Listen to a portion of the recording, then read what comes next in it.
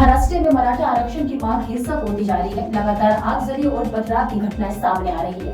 बीते 12 दिनों में करीब 13 लोग आत्महत्या कर चुके हैं, लेकिन यह लड़ाई आज की नहीं बल्कि 4 दशक पहले शुरू हुई। आजादी के बाद मराठा आंदोलन को शुरू करने वाले मजदूर नेता अनंत साहेब पाटिल ने भारतीय मराठा महासंघ की स्थापना की। इसके बाद 23 मार्च 1982 में अपनी मांगों पर सरकार की अनदेखी से नाराज होकर उन्होंने खुद को गोली मारी। बीते 82 सालों में इस मांग को लेकर 50 से ज्यादा जाने जा चुकी है। करीब 181 साल पहले छत्रपति साहूजी महाराज ने एक फरमान जारी कर मराठा आरक्षण की नींव रखी। इसमें कहा गया था कि उनके राज्य में जो भी सरकारी पद खाली है उनमें 50% आरक्षण मराठा कुंडी और अन्य पिछड़े समूह को दिया जाएगा। नए दौर में 1982 से 1952 तक भूमि सरकार के दौरान भी मराठा समुदाय को 10,000 तक आरक्षण मिला था। इसके बाद मामला ठंडा पड़ गया। 1997 से 2023 तक मराठा आरक्षण में क्या क्या हुआ, आइए जानते हैं। 1997 में मराठा आरक्षण के लिए पहला बड़ा आंदोलन मराठा महासंघ और मराठा सेवा संघ से शुरू हुआ था।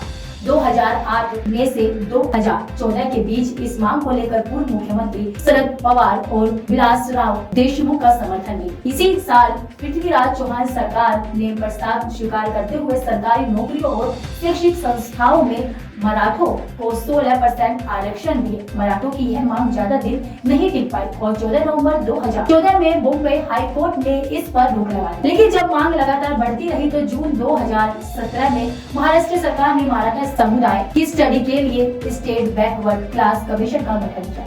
17 जुलाई 2018 को सीएम देवेंद्र फडणवीस ने आरक्षण का समर्थन किया। इस स्टडी के आधार पर 30 नवंबर 2018 को महाराष्ट्र विधानसभा में मराठा समुदाय को 16% आरक्षण का प्रस्ताव पारित हुआ। लेकिन 3 दिसंबर 2018 को मुंबई हाई कोर्ट ने इसे सुप्रीम कोर्ट के फैसले के उल्लंघन के तौर पर चुनौती दी और 27 जून 2019 को मुंबई हाई कोर्ट ने मराठा आरक्षण देने वाले कानून की संवैधानिक मान्यता पर रोक लगा दी। हालांकि उन्होंने 16% से घटाकर 12% करने का सुझाव दिया। 5 मई 2081 को मराठियों को तब कड़ा झटका लगा जब सुप्रीम कोर्ट ने मराठा रिजर्वेशन को असंवैधानिक करार दिया। इस साल अगस्त 2023 से इसके खिलाफ प्रदर्शन जारी है। वहीं सीएम मेघनाथ शिंदे ने इस पर कुंडी प्रमाण पत्र और करेक्ट पेटिशन के जरिए काम करने की बात कही। अब सवाल यह उठता है कि क्या किसी भी राज्य में 50% से ज्यादा रिजर्वेशन नहीं मिलता? तो जवाब है नहीं।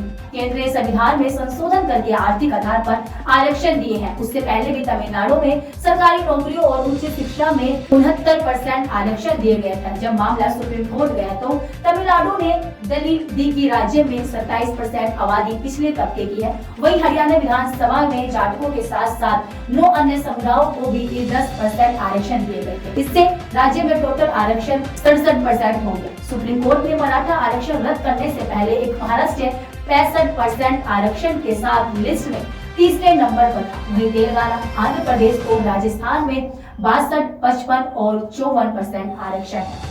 इस तरह 7 राज्यों में 50% से ज्यादा आरक्षण है। आर्थिक आधार पर 10% आरक्षण दिए जाने से पहले ही लागू था। वहीं 10 राज्यों में 30 से 50% आरक्षण लागू था। महाराष्ट्र में मराठा आरक्षण आंदोलन की आग भड़क रही है। वहीं एकनाथ शिंदे के नेतृत्व वाली सरकार का कहना है कि यह मराठा समुदाय को आरक्षण देने के अपने वादे पर अड़ी है। ऐसे ही और वीडियो के लिए जुड़े रहे AIN न्यूज़ 1 के साथ। जैसा कि हम सभी जानते हैं, आगामी कार्तिक मास के कृष्ण पक्ष की अमावस्या को दीपावली, शुभ दीपावली आने वाली है और इस दीपावली के पावन अवसर पर आप सभी को बहुत बहुत शुभकामनाएं। आचार्य ब्रजेश गौड़ आपको बहुत बहुत बधाई, आपको बहुत बहुत शुभकामनाएं देते हैं।